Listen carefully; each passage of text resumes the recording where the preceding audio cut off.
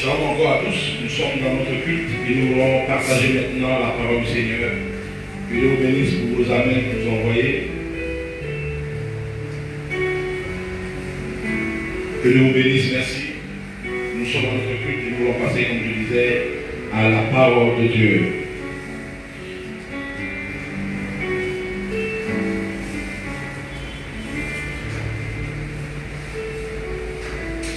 La gloire de Dieu se lève sur chacun d'entre nous et Dieu va nous faire du bien en cette période. Derrière chaque zone d'ombre se cache une zone de lumière. Je le prends, je dis derrière chaque zone d'ombre se cache une zone de lumière. Lorsque tu vois l'obscurité, dis-toi que la lumière est quelque part. Quand tu vois les temps difficiles, dis-toi que la gloire est quelque part. Quand tu vis des blocages, dis-toi que la délivrance n'est pas loin. Amen, amen, amen. Et donc bonjour, je disais donc on va montrer la parole de Dieu. Bonjour à toi aussi. Ouvre ta Bible avec moi rapidement dans le Jean chapitre 3. Si tu es dans ta maison, comme on sait le faire, nous allons lire la parole de Dieu avec respect, car dès que toute chose passera, elle, la parole, elle ne passera pas, elle subsistera à jamais. Au commencement était la parole, et même après tout le temps, la parole va demeurer. Amen. Et donc nous voulons lire cette parole avec respect dans le livre de Jean au chapitre 3. Jean, c'est le 4e évangile dans le Nouveau Testament. Au chapitre 3. Jean au chapitre 3. À partir du verset 34. Jean chapitre 3. Je disais Jean au chapitre 3. Jean c'est le 4e évangile. Après l'évangile de Luc. Jean chapitre 3. On va lire le verset 34. Je prêche le thème, je parle les paroles de Christ. Jean chapitre 3, verset 34. Regardez, je lis. Car celui que Dieu a envoyé dit les paroles de Dieu, parce que Dieu ne lui donne pas l'esprit avec mesure. Je reprends ce verset. Car celui que Dieu a envoyé dit les paroles de Dieu, parce que Dieu ne lui donne pas l'esprit avec mesure. Donne-moi un très bon amen. Tu peux te rasseoir. Nous allons lire un deuxième texte un peu plus tard. Il disait, je prêche le thème, je parle les paroles de Christ. Je parle les paroles de Christ. Je parle les paroles de Christ.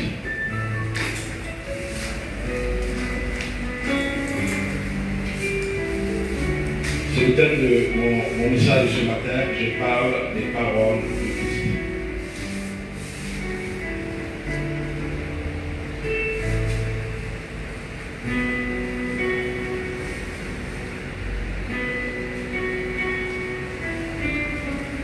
Je parle des paroles de Christ. Je vais situer ce texte rapidement et ensuite on va rentrer dans le cœur du message.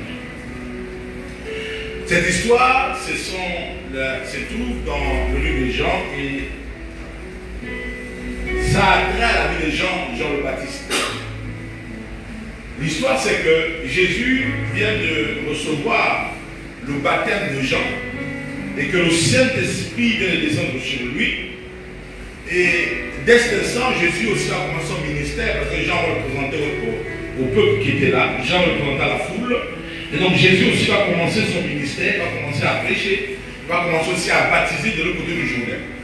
Et donc, quand vous allez lire un peu plus haut vers le verset 22 ou 25, vous allez rendre compte que ce sont des disciples de Jean Baptiste qui vont aller voir Jean pour dire le monsieur que tu as baptisé de l'autre côté du Jourdain, le monsieur que tu as présenté, lui maintenant il est en train de parler et il baptise et beaucoup de gens vont vers lui. C'est-à-dire qu'il draine maintenant de foule. Les disciples de Jean ne comprenaient pas que comment ce monsieur que notre père Jean a baptisé arrive à drainer aussi des grandes foules, arrive à baptiser aussi un grand nombre de personnes. Et ils disent à leur maître Jean, à leur père spirituel Jean, que ce monsieur draine le monde, que beaucoup de gens le suivent. Celui que tu as baptisé, comment il va arriver maintenant à faire de telles choses? Et donc là, c'est l'une des réponses de Jean. Il dit ceci, il leur dit d'abord, avant de répondre ici, il leur dit ceci, il leur dit quoi? Il leur dit, Jean leur répondit, un homme ne peut recevoir que ce que lui a été donné du ciel. Donc les gens sont étonnés de voir que ce monsieur qu'on appelle Jésus, que Jean vient de baptiser, est en train de faire de grandes choses, est en train de drainer les foules, est en train de baptiser des gens plus que même Jean qui l'a introduit. Et ils sont étonnés, les disciples de Jean. Et Jean répond, il leur dit qu'un homme ne peut recevoir du ciel que ce qui lui a été donné. C'est-à-dire, tu ne peux recevoir que ce qui t'a été donné. Donc il est en train d'expliquer que ce monsieur que vous voyez, qui est en train de drainer les foules, ce monsieur dont l'action est en train de vous déranger un peu, parce que dans leurs propos, tu as l'impression qu'ils sont dérangés par l'action de Jésus. Et Jean est en train d'expliquer que ce monsieur-là, en réalité, ce qu'il est en train de faire, c'est qu'il a reçu quelque chose du ciel. Et ce qu'il a reçu du ciel est plus grand que pour nous, est plus fort que pour nous. Voilà pourquoi il dit, un homme ne peut recevoir que ce qui a été donné d'où? Du ciel. Dis-moi très bon amen. Donc, Jean est en train d'expliquer, que ce que vous voyez, ce n'est que le don qui est venu du ciel. Et il continue dans ce 34, comme il dit, car celui que Dieu a envoyé dit les paroles de Dieu. Pourquoi? Parce que l'Esprit est donné sans mesure. Il me dit un bon amen. Il dit, car Dieu ne donne pas l'Esprit avec mesure, donc il donne sans mesurer. Et donc, celui que Dieu a envoyé dit les paroles de Dieu. Pourquoi? Parce que l'Esprit est donné sans mesure. Ça veut dire quand Dieu te donne l'Esprit à celui qui l'envoie, il ne donne pas l'Esprit à moitié. Il ne donne pas un quart, il ne donne pas à 3 quarts, il ne donne même pas à 2 quarts. Il donne sans mesure. Au-delà de tes expériences, tu débordes. Tu me dis un très bon amen.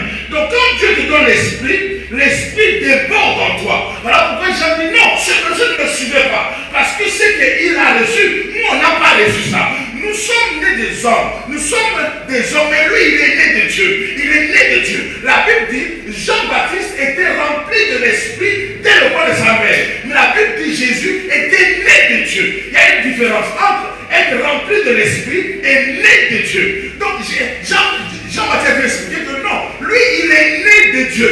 Il n'est pas né des hommes, il n'a pas reçu, mais il est né de Dieu. Et parce qu'il est né de Dieu, il a reçu quelque chose de spécial.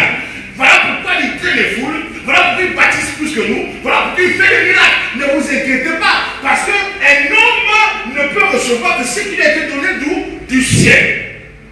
Donne-moi un très bon amen. Je t'amène quelque part, donne-moi un amen très fort. Alléluia. Donc, regardez, Jean-Baptiste a essayé d'expliquer à ses disciples la différence qui existait entre lui et Dieu. Voilà pourquoi Jésus a dit que plus tard, que parmi tous ceux qui sont nés des femmes, il n'y a pas un qui est plus grand que Jean-Baptiste. Mais le plus petit du voyant monsieur est plus grand que Jean-Baptiste. Il dit que tous ceux qui sont nés des femmes, personne n'est plus grand que Jean-Baptiste. Parce que Jean-Baptiste est né des femmes. Mais Jésus, il est né de Dieu. Qui veut dire mon ami. Alléluia. Donc, Jean-Baptiste va leur dire que celui que Dieu a envoyé, Dieu lui donne des paroles, il dit des paroles de Dieu, parce que Dieu ne donne pas l'esprit sans mesure. Donc quand Dieu t'envoie, quand Dieu t'appelle, il te donne les paroles de Dieu. Parce que l'esprit qui est donné n'est pas donné à moitié, il est donné sans mesure. Maintenant, lisons le deuxième texte, on va rentrer dans notre message. Lisons dans Jean chapitre 20. Toujours le même livre de Jean. Alors, cette fois-ci, on va avancer au chapitre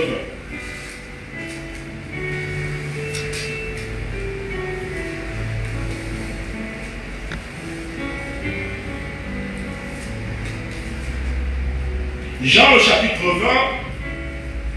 20, Regardez un peu le verset 21 et le verset 22. Qu'est-ce que la Bible dit là?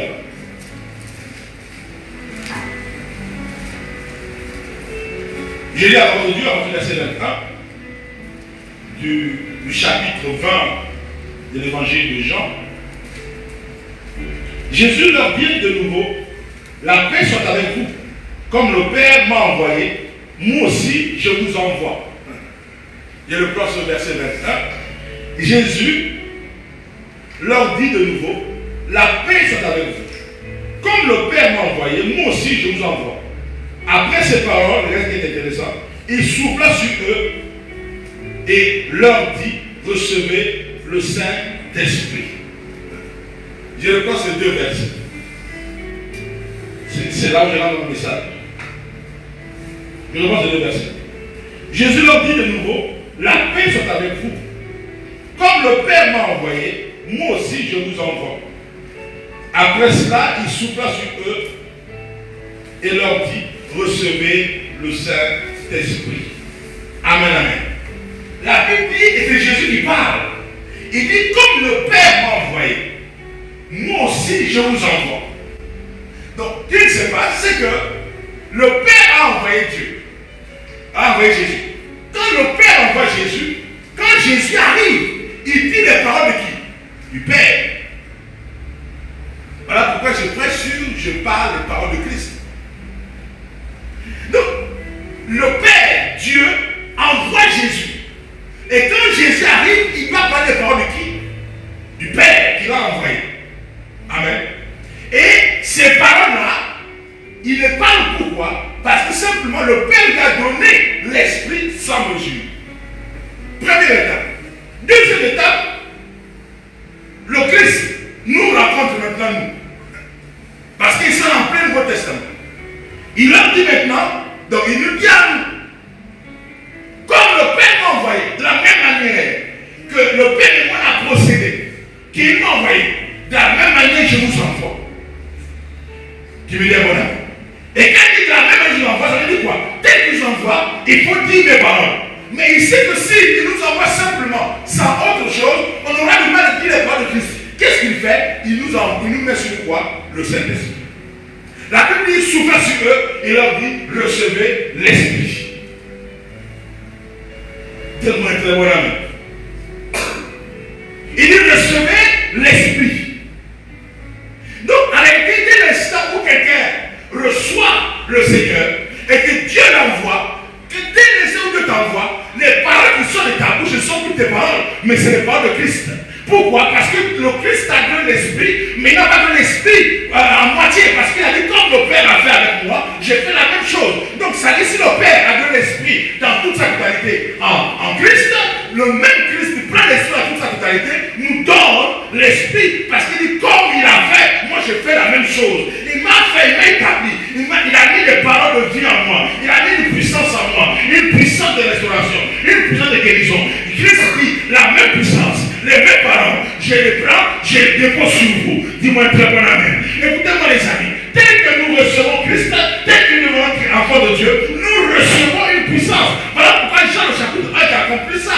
Jean dit ceci, à ceux qui l'ont reçu, à ceux qui croient en son nom, elle a donné le pouvoir de devenir enfants de Dieu. Il dit lesquels sont nés. Et donc là, il y a une nouvelle naissance. On est né maintenant. On n'est plus né comme Jean-Baptiste. On est né maintenant comme le Christ. Lesquels sont nés, ni de la volonté de la chair, ni de la volonté du sang, ni de la volonté de Dieu. Donc dès l'instant, tu n'es plus né. Écoutez-moi, tu n'es plus né de ta mère. Tu n'es plus né de ton père. Tu es né de Dieu maintenant. Et parce que tu es né de Dieu, tu n'es plus comme Jean-Baptiste qui est né d'Élisabeth et qui était rempli de cet esprit. Non, non, toi tu es né de Dieu. Et celui qui est né de Dieu, tu es né de Christ. Tu es né de Christ. Et comme tu es né de Christ, l'esprit de Christ doit être en toi et les paroles de Christ doivent être en toi aussi. Dis-moi un très bon amen. Donc il y a une puissance qui va t'accompagner. Il y a quelque chose de particulier à t'accompagner. C'est la parole de Christ. C'est la puissance de Christ. C'est l'esprit de Dieu qui t'est donné sans mesure. Et je t'annonce aujourd'hui, si tu n'as pas oublié, si tu ne savais pas, que l'esprit de Christ est en toi. Ah, donne-moi un bon amen. Alléluia. L'esprit de Christ est en toi.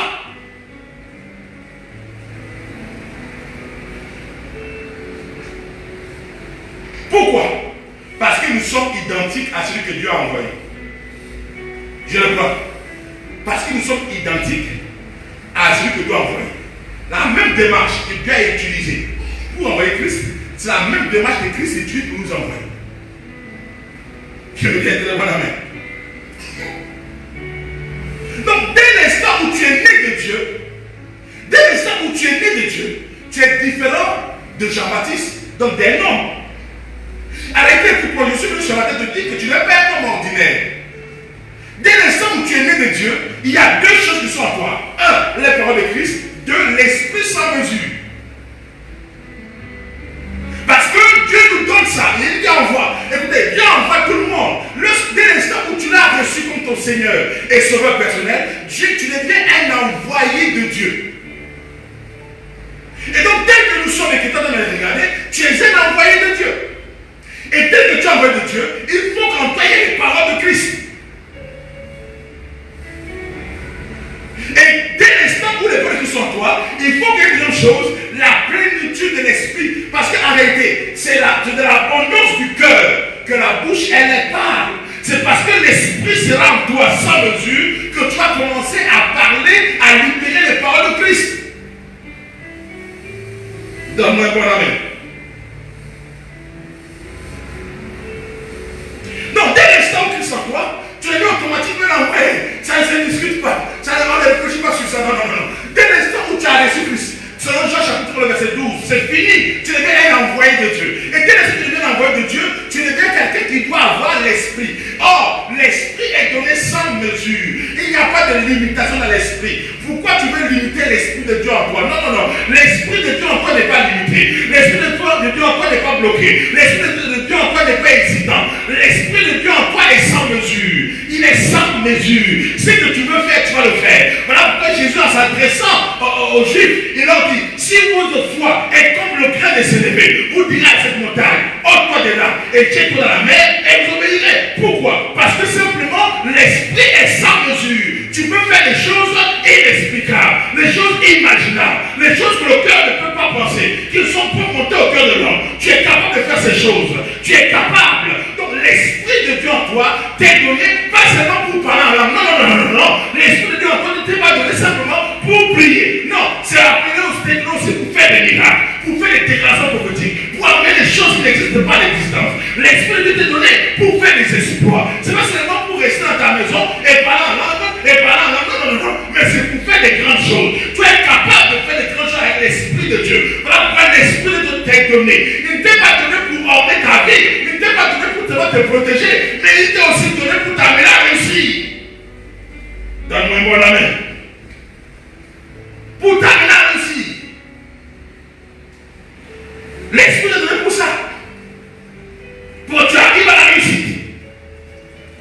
Non, tel que tu as reçu l'Esprit, tu l'as reçu sans mesure. Ça dit sans mesure, pour parler terre à terre, sans limitation. C'est-à-dire l'Esprit de Dieu en toi n'est pas limité. L'Esprit de Dieu en toi n'est pas limité.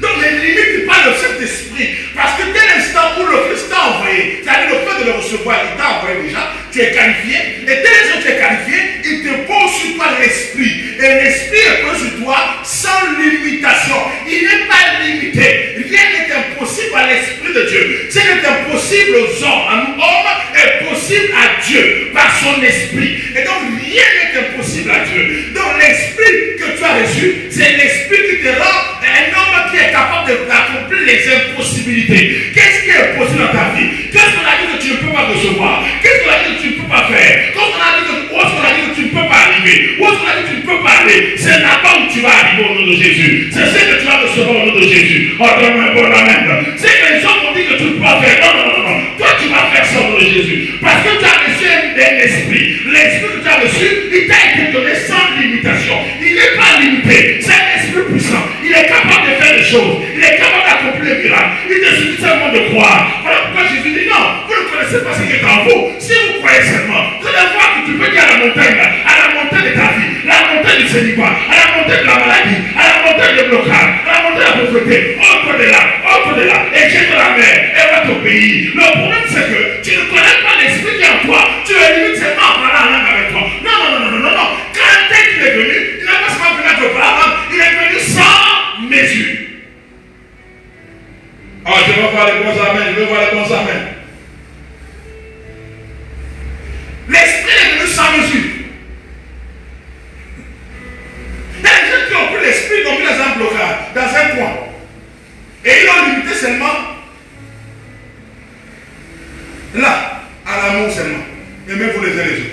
Et l'Esprit de Dieu dans leur vie, c'est seulement ça. Ils ne connaissent rien faire. Ils parlent en langue, après ils te disent qu'il faut aimer ton voisin. L'Esprit ne connaît même pas comment il faut faire pour t'amener dans ta destinée. Mais la Bible dit, on a lu dans Jean 3, verset 34, que l'Esprit est donné sans mesure. Et Jésus dit au verset 21 du chapitre 20, au verset 22 du chapitre 20, il dit, de la même manière, comme le Père m'a fait, je vous fais la même chose.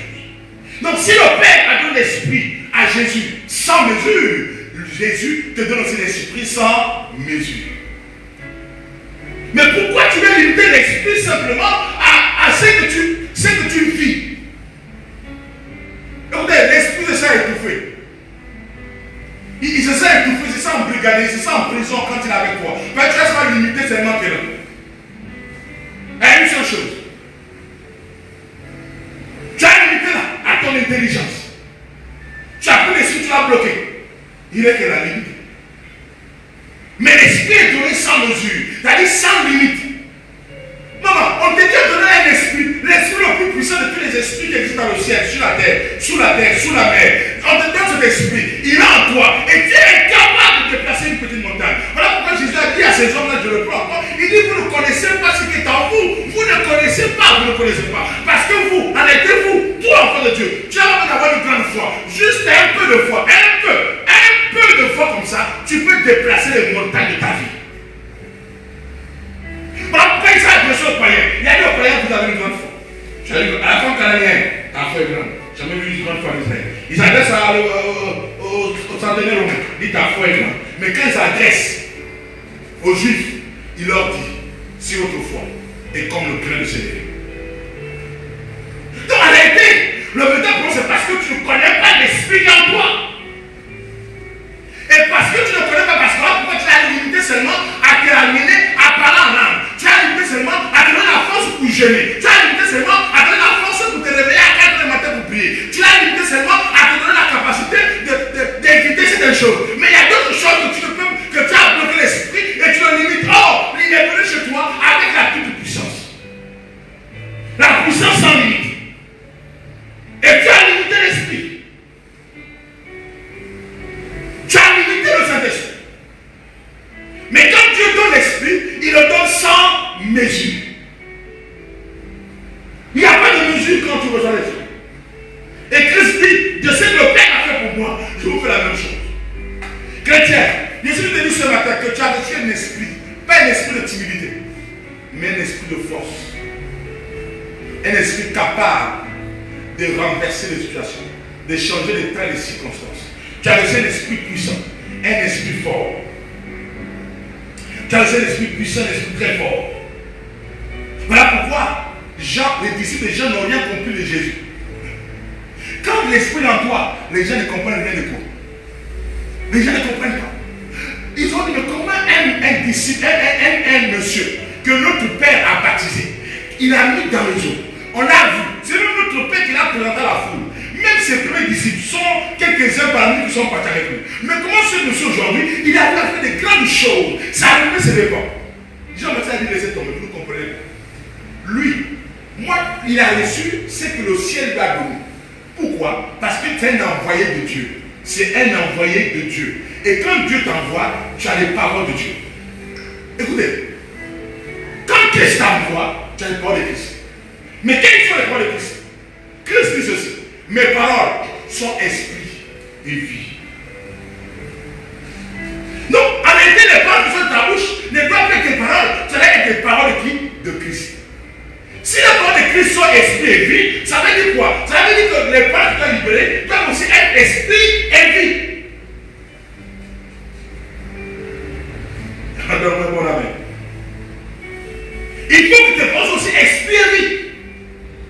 Jean chapitre 6, verset 63. Mes paroles soient esprit et vie.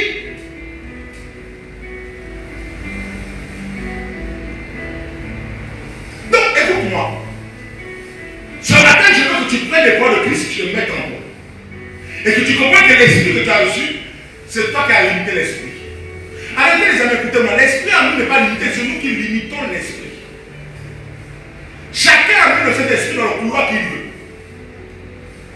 Et nous limitons l'esprit. Mais la Bible donne l'esprit sans mesure. Dieu donne l'esprit sans mesure. Donc il ne limite pas l'esprit. Mais c'est nous qui avons limité l'esprit par nos raisonnements, par notre ignorance, par la réalité du monde autour de nous. On a limité l'esprit. On a limité l'esprit à seulement ton travail. Le jour où on est licencié, c'est fini. Tu commences à pleurer. L'esprit est limité. Mais quand tu as compris que ton esprit n'est pas limité, on te licencie. Tu parles, un autre travail arrive. Tu verras que tu ne vas pas pleurer. Mais tellement ton esprit est limité, pour toi, si tu n'as pas de travail, c'est fini pour toi. Et le jour où tu perds ce travail, tu vas commencer à perdre aussi à même temps. Parce que pour toi, Dieu est injuste. Dieu peut te perdre le travail, mais tu as un esprit en toi qui n'est pas limité. Pourquoi tu te limites? C'est pas ça. Tu peux trouver mieux que ça, par l'esprit que tu as. Mais le problème, c'est que la montagne est dressée devant toi. Tu ne peux pas enlever cette montagne. Pourquoi? La foi.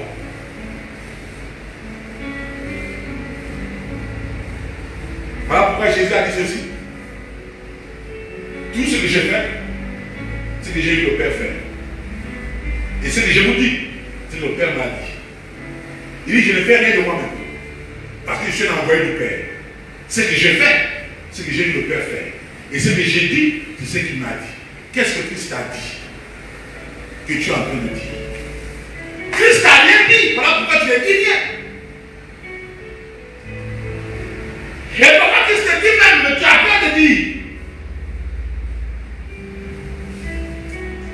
Christ peut te parler, mais tu hésites. Tu as peur. Écoutez-moi, il fallait avoir la foi en Dieu pour que tu arrives devant les grands prêtres dans la synagogue. Et tu dis, Dieu m'a envoyé. On peut te lapider. On ne parle pas à ce temps-là. Hein? Ça veut dire que Jésus avait une grande foi à son Père. Parce qu'il connaît qui est son Père. Il connaît le pouvoir de son Père. Il faut avoir une grande foi pour rentrer dans la synagogue, devant les grands prêtres, devant le grand Sanhédrin, devant les scribes et pharisiens, et tu dis, Dieu m'a pris pour proclamer une année de grâce, pour délivrer les captifs, pour faire ceci, pour faire cela. Et il dit, ce que vous venez d'attendre, c'est ça attendre. Aujourd'hui même, c'est bon. Pour dire ça, les amis, il faut avoir une grande foi parce qu'on va te tuer. On va te tuer. Donc quand tu dis ça, tant que tu es conscient que tu es en train de mourir. Voilà pourquoi Jésus n'a pas dit ça avant. Il a dit ça dès l'instant où il a reçu l'esprit. Après que l'esprit soit en lui, il a commencé à parler ainsi. Parce qu'il savait que sans l'esprit, s'il parle comme ça, on le tue. Quel esprit tu as reçu et qui t'amène à être muet face à une situation, face au problème, pas à la maladie, pas à la difficulté, parce que tu as reçu l'esprit de vie, un esprit de force.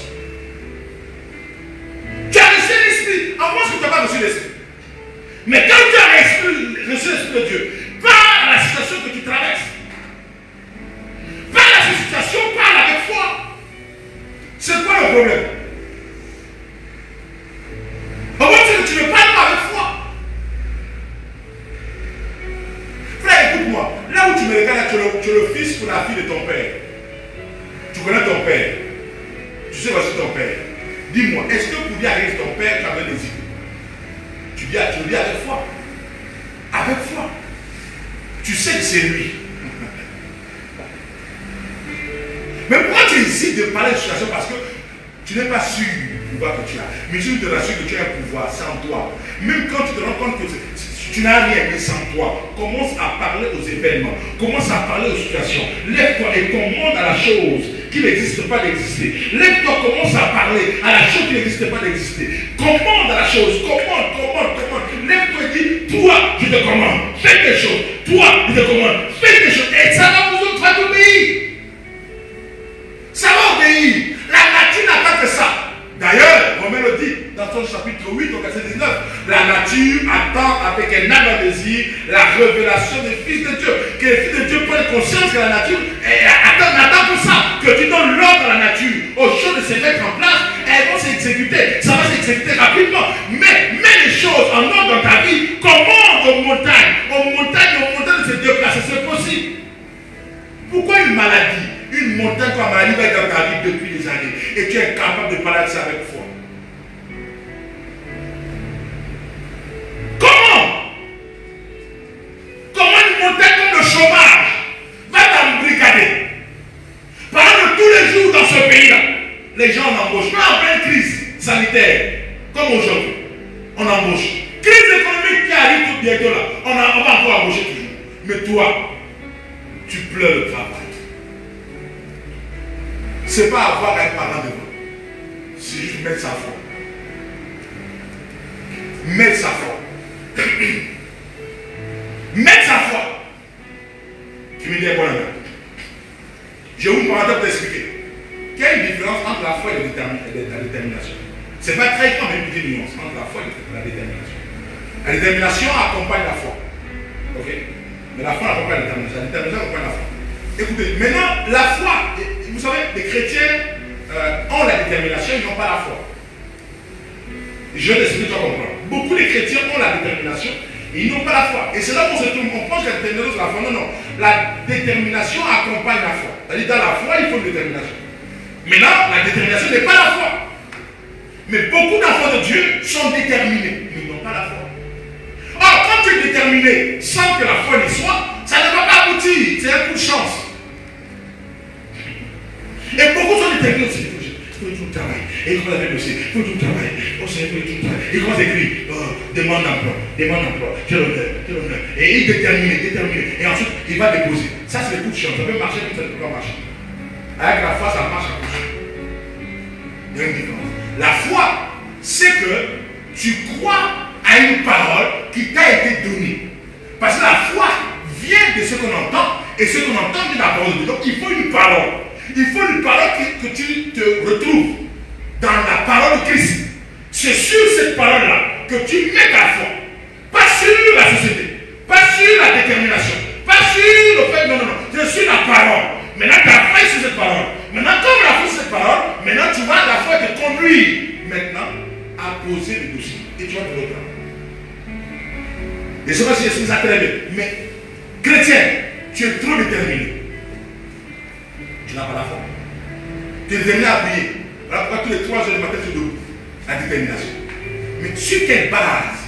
Ta foi. C'est-à-dire, quand tu te lèves pour prier là, tu t'appuies sur quoi? Sur quoi? C'est-à-dire, tu crois en quoi quand tu pries? Parce qu'on a dit qu'il faut prier que 3 heures. Parce qu'on a dit quand tu pries, ça va aller. Il n'y a aucune parole sur laquelle tu fondes ta foi. Ça ne tient pas. Voilà pourquoi c'est le coup de chance. Ça marche comme ça ne peut pas marcher. Et beaucoup d'enfants de Dieu sont là. Beaucoup, 99,9%. 99,9% d'enfants de Dieu sont là dans la détermination. Voilà pourquoi un moment de la détermination a un temps. On n'est pas déterminé à vie, on est déterminé pour un temps. La détermination peut durer 1 heure. Ça peut durer 5 minutes. Ça peut durer 2 jours. Ça peut durer, mais ça ne peut pas durer 10 ans. À un moment donné, tu te relâches. Parce que la détermination, c'est l'esprit qui est concentré. Mais la foi, c'est l'esprit de vie. La détermination, ton esprit est concentré. Ton esprit concentré. Mais tu vas être concentré sur une chose pendant 5 ans, c'est pas possible. Mais la foi est un esprit de vie. Donc tu peux vivre toute une vie avec la foi. Quelle chose on te dit? Donc je veux que tu sautes la détermination que tu as, que tu penses que c'est la foi. Et la détermination, on croit que c'est la foi. Mais ce n'est pas la foi. Voilà que Dieu dit, si dans une foi comme une graine de se lever pour déplacer les montagnes, on confond la détermination avec la foi. Tu es déterminé. Mais tu n'as pas la foi.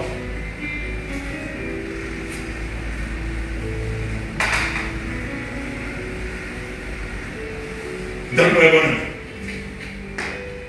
Tu n'as pas la foi. Tu n'as pas la foi. Mais écoute-moi, tu peux manquer la détermination et avoir la foi. C'est le cas de Gédéon. Et Gédéon n'a pas de détermination. Quand Dieu se révèle à lui, mais il va avoir la foi. Il dit à Dieu, si c'est toi qui m'as parlé, attends. Parce qu'il sait une chose, il a appris que quand Dieu parle à quelqu'un, Dieu agrée l'offrande de la personne. Il dit à Dieu, attends. Il a répondu à l'offrande, il est venu, et quand le feu est descendu, Sur cette base-là, sur cette expérience, il a fondé sa foi. Il a fondé sa foi. Donne-moi un très bon ami. Donc il te faut la foi. Différente de la détermination. J'ai fait la parenthèse, j'aurai le temps de expliquer ça plus en détail. Mais je veux que tu comprennes que le plus souvent, on pense qu'on a la foi, on est déterminé. Voilà pourquoi notre foi prend un coup après un certain temps. Ce n'est pas la foi, c'est la détermination. Par abus, on appelle ça la foi. Voilà pourquoi. Parce que la foi ne se branle pas. La foi, on la touche. La foi, c'est un style de vie. Ce qui peut se branler, c'est la détermination. Tu peux être déterminé, après tu commences à dire, c'était pas pour moi. C'est comme quand on allait jouer au football. Quand on va jouer, vous êtes déterminé que je vais dire. On monte en disant, je tombe. Et quand maintenant on marque un but, on marque 2, on marque 3, on marque 4, on marque 5, et qu'il reste 10 minutes, c'est bon. Tu vois, la tu peux me arrêter dans le match. La détermination est tombée. Ce n'était pas la foi. On était déterminés. Maintenant, la vérité t'a rattrapé et tu perds. Et par abus, tu as perdu la foi. Non. Tu as perdu la détermination. La foi, c'est un roc. Voilà pourquoi, quand tu as une grande foi, c'est grave. Quand tu es dans la foi, on ne l'empêche pas. Celui qui est dans la foi, on ne le bloque pas. Celui qui est dans la foi, on ne le décourage pas. Rappelez-vous, Bartimée. Bartimée, les gens ont fait taire. Il avait la foi. On ne bloque pas un homme qui a la foi. Non. On bloque un homme qui est déterminé. Les réalités de la carte. Les gens ont dit à Bartimée, les disciples de Jésus, on dit, mais monsieur, tu ne vois pas que le monsieur n'a pas ton temps de vous dire qu'il n'écoute pas. Mais dès que tu fais que crier, il ne répond même pas. Tu comprends pas. Écoutez, la foi, même s'il a été là, écoutez, il a appelé Jésus, Jésus n'avait pas son temps. Il a appelé Jésus, n'avait pas son temps. Il a appelé Jésus, n'avait pas son temps. Et la réalité était là. On lui a dit, monsieur, décourage-toi, il dit jamais. Pourquoi? À cause de la foi. S'il était déterminé, il dit, peut-être c'est pas mon jour, je l'attends au retour. Voici la détermination. Et les enfants de Dieu ont confondu la détermination avec la foi. Or, dans la foi, il y a la détermination dedans. Mais dans la détermination, il n'y a pas la foi. La détermination se trouve dans la foi. La foi n'est pas dans la détermination. Voilà pourquoi un homme qui a la foi ne se décourage pas. La foi, on n'a pas de ça. Un homme qui a la foi n'a pas honte. Paul dit, je n'ai pas honte de l'évangile. La foi appelle ça, elle n'a pas honte parce qu'une perte de sang en Israël, c'est une honte. Mais à cause de sa foi, elle a défié la honte. Elle a défié les obstacles. Elle a défié la foule. Elle a défié tout le monde jusqu'à toucher au point de la foi. La foi, c'est la grande chose de la détermination. Et beaucoup de chrétiens, c'est limite simplement, elle est déterminée, elle est déterminée. Et puis après, quand ça ne marche pas, tu as la foi, non. Quand tu as la foi, ça va marcher à coup sûr. La Bible dit, il y a deux personnes à qui rien n'était possible. Et tu vas expliquer ceci, deux personnes. Numéro 1, il y a Dieu, rien n'était possible à Dieu. Numéro 2, celui qui a la foi, celui qui croit. Rien n'était possible à celui qui croit. Rien n'était possible à Dieu. Donc, rien n'est impossible à ceux qui ont la foi. Ceux qui croient, rien n'est impossible. Le véritable problème, c'est que je veux que tu sortes de la détermination, tu rentres dans la foi. Quand tu rentres dans la foi, tu vas retrouver la détermination à l'intérieur. Rentre dans la foi. Et pour te rendre dans la foi, il te faut une parole sur laquelle tu t'appuies. Voilà pourquoi je suis en train de dire, je m'appuie sur Jean chapitre 3, verset 34. Je m'appuie sur Jean chapitre 20, verset 21 à 22. Pour t'expliquer que là où tu es là, Dieu t'a envoyé et il t'a donné un esprit sans mesure. Non, ma foi se base sur ça. Si moi je parle de la maladie, c'est pas parce que je ne parle de la maladie, c'est parce que je m'appuie sur un texte qui dit que le Saint-Esprit m'a été donné sans limitation. Et donc je peux parler à la maladie et obéir. Parce que je ne m'appuie pas sur la parole, je ne m'appuie pas sur la circonstance, je m'appuie sur une parole qui dit que l'Esprit m'a été donné sans limitation, comme on l'a donné à Christ. Et Christ m'a donné. Donne-moi un bon amen. Donc ta foi s'appuie sur quoi, les amis? Ta foi s'appuie sur quelle parole? La détermination s'appuie sur la réalité. Sur le réel autour de nous. Sur les circonstances. On est déterminé à travailler parce qu'on souffre. Mais moi je suis déterminé à travailler, pas parce que je souffre. Parce que c'est mon appel selon Éphésiens chapitre 3, verset 10. Je m'appelle à travailler. Donc ma foi, regardez comment chacun base sa foi. Ma foi est basée sur Éphésiens chapitre 3, verset 10. Toi, ta foi est basée sur le fait que les enfants n'ont rien à manger. Et que tu n'as pas d'argent dormir parce qu'on te menace déjà, tu fais 3 mois, tu n'as pas fait le loyer. On te menace. Donc ta foi, ta détermination est basée sur quoi? Sur les choses virtuelles, sur le réel qui sont autour de toi. Elle ne durera pas. Mais ma foi. Donc ça c'est pas la foi, on appelle ça la détermination. Mais moi, j'étais dans la foi. Parce que la foi est basée sur la parole de Dieu. Je regarde la parole de Dieu. Exode 3, verset 10 me dit, Dieu m'a créé pour que je trouve un travail. Et donc je m'appuie sur ça. Et je dis à Dieu, Seigneur, si ce texte est vrai, il faut que demain, je trouve un travail. Alors je commence à faire mes demandes. Et je m'appuie sur ça. J'ai fait mes demandes. Je m'appuie sur ça. J'ai fait mes demandes. Je m'appuie sur ça. Et j'ai l'assurance, que Dieu ne m'envoie. Et quand je le dépose demain, ça marche. Maintenant, toi, tu as ta foi sur la réalité. Quand tu te demandes, au lieu de t'appuyer sur ça, tu regardes la réalité, tu pleures. Parce que la parole vient à manger. Tu fais la demande, tu regardes, tu pleures parce que le bailleur ne prend pas la parole. Regardez dans quel état d'esprit nous donne. Et tu fais la demande, tu pleures encore. Tu regardes pas sur tout le monde, c'est pas vrai. Et quand tu sors, tu as une tristesse au visage. Moi, je sors avec assurance. Parce que Dieu a dit dans sa parole qu'il est là pour moi. Et quand je dépose, moi ça marche. Et pourtant tu dis, pourtant moi j'avais la foi, j'ai même prié, j'ai même été concentré. Non. Tu étais basé sur. Tu comprends maintenant? Donne-moi un bon ami, tu t'as compris. Alors mes amis, je veux que tu rentres dans la foi sur cette parole de Jean chapitre 20, verset 21 à 22, verset 22 surtout, qui dit, Jésus leur dit, il leur dit quoi? Il se dit, comme le Père m'a envoyé, moi aussi je vous envoie. Il souffla sur eux et leur dit, recevez le Saint-Esprit. Et Jean 3,34 dit, l'Esprit a été donné sans mesure.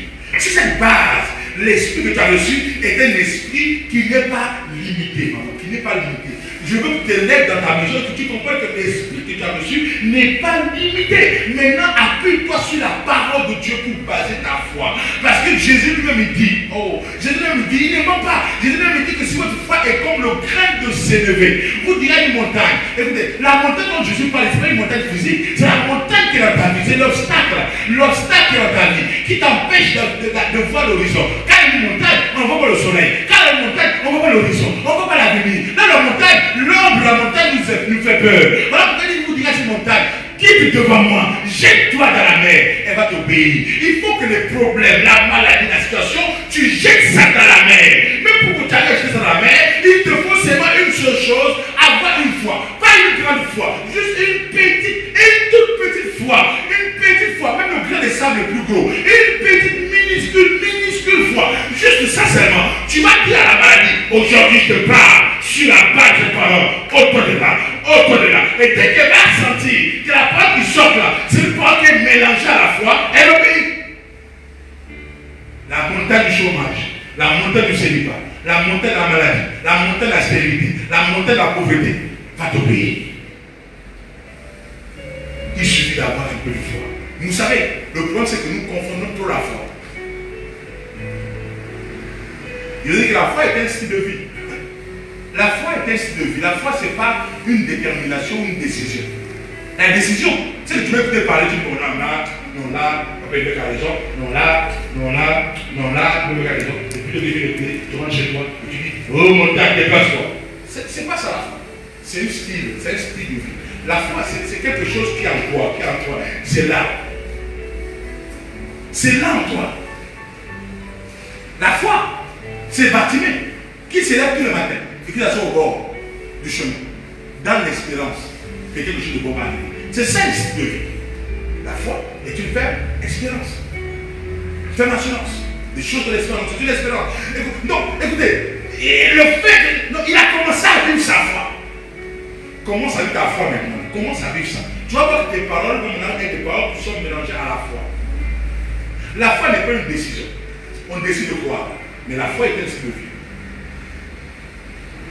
Tu vas commencer à vivre ça. Et à mettre ça avec toi. Et c'est fait. Tu vas voir que beaucoup de choses vont te régler dans ta vie. Beaucoup de montagnes vont sauter. Chrétien, il y a trop de montagnes devant toi. Autour de toi. Les gens qui sont dans les vallées doublées. Montagne à gauche, montagne à droite, montagne devant, montagne derrière. Il y a encore montagne encore à voir sur la terre. Partout tu as des montagnes, tout est fermé, barricadé. Tu es en prison des montagnes. Or, ces montagnes-là, Jésus dit, tu peux les déplacer sans faire un combat, sans faire une intercession, sans faire 40 jours de jeûne. Tu parles. Parce que Jésus n'a fait mentir quand il a ses disciples, si notre frère comme le grand de s'élever, vous direz à cette montagne contre de là, ils obéissent. Parce que Jésus mentait.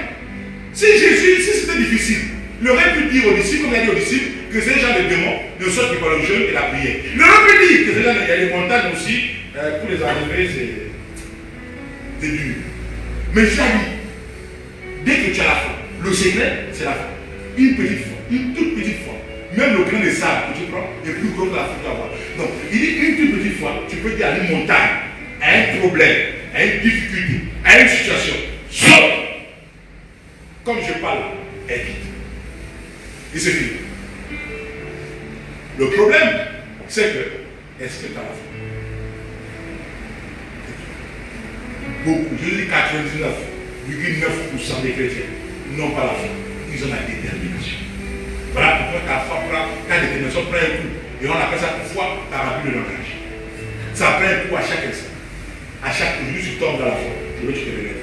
Lui tu tombes, lui tu te relèves, lui tu tombes. Et ta vie c'est comme ça. Oh, pourquoi tu me dis? Ah, je me fatigue. Oh, tu laisses tomber. Tu n'as pas d'autre, tu m'as pris des problèmes. Ça n'est pas une foi, ça c'est une détermination.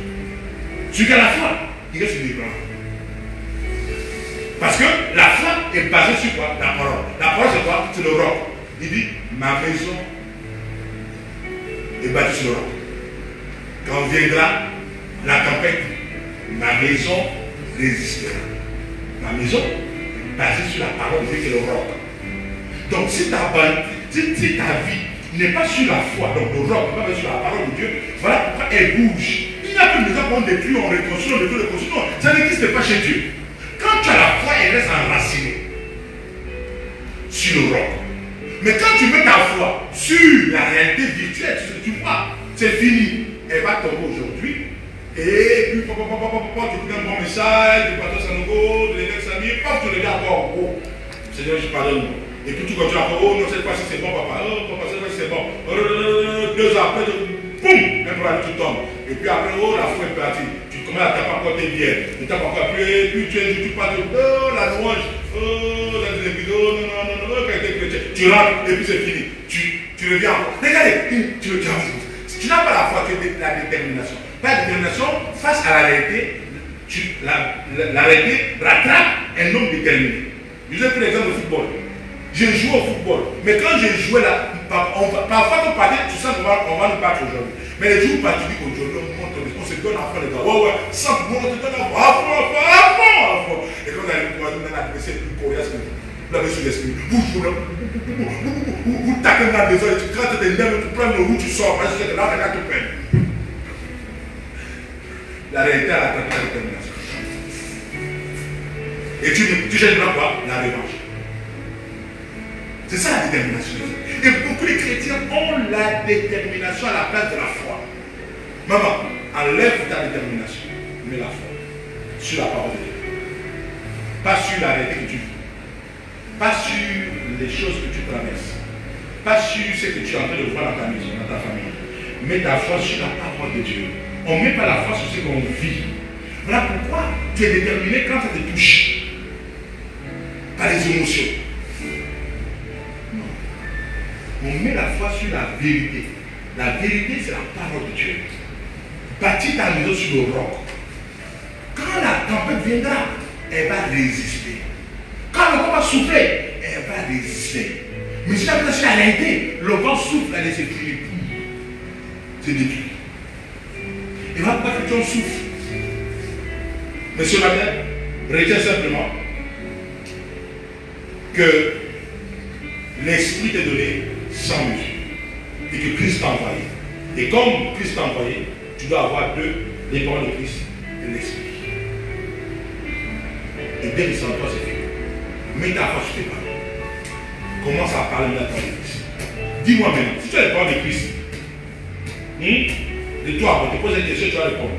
Si tu as les paroles de Christ en toi, dis-moi une chose qui peut résister à la parole de Christ. Tu connais la chose qui peut résister à la parole de Christ? Tu connais la chose là, dis-moi la chose. Une chose qui peut résister à la parole de Christ. Dis-moi. Si tu connais une seule chose qui résiste à la parole de Christ, alors dis-moi la chose là, je veux voir la chose qui résiste à la parole de Christ en commentaire. J'attends voir la chose qui peut résister à la parole de Christ.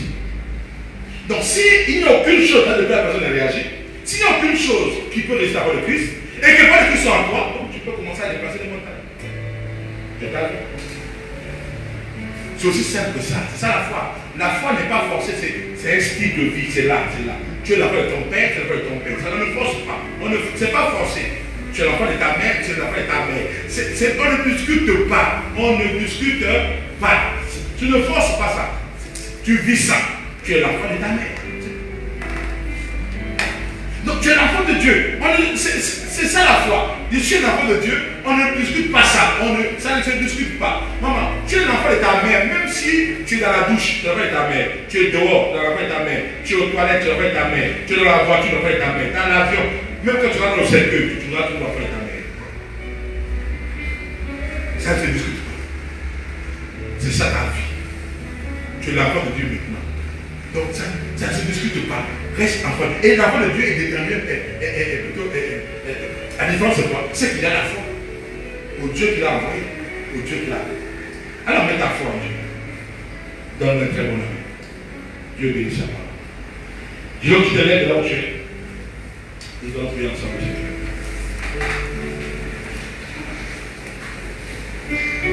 Lève-toi dans ta maison.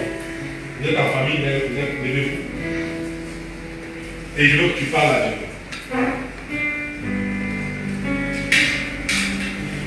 Et je veux que tu parles à Dieu.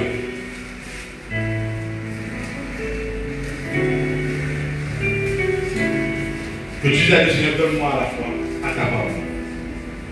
Je veux que ce matin, tu mettes ta foi sur la parole. Et que tu as compris que les paroles que tu as sont les paroles de Christ. Je parle les paroles de Christ. Dis à Dieu, donne-moi tes paroles. Car tu as donné l'esprit sans mesure, sans limitation. Élève ta voix, et commence à parler à ton Dieu. Commence à parler à ton Dieu. Dis à Dieu, donne-moi les paroles de toi, les paroles de Christ. Car tu m'as donné un esprit sans limitation. Élève ta voix, oui. Élève ta voix pour le Seigneur.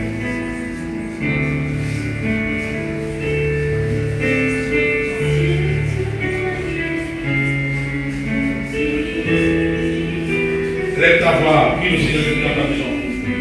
Parle à ton Dieu par ces paroles.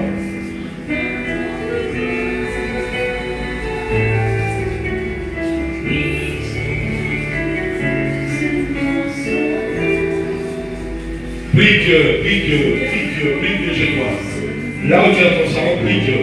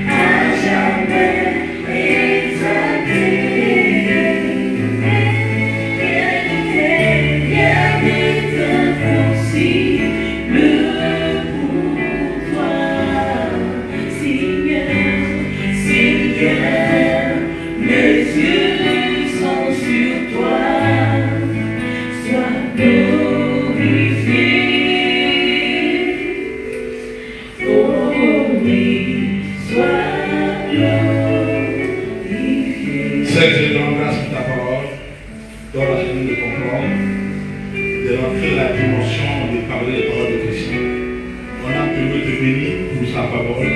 Que la gloire, la puissance, l'honneur, la majesté reviennent. Au nom puissant de Jésus. Quelqu'un me dit plus fort Amen. Amen. Amen. Amen. Dieu nous bénisse. Merci. Je crois que cette parole t'a fait du bien. Et que après ce message, tu vas commencer à mettre cela en pratique. Le fait d'écouter la parole déjà est une bénédiction en soi.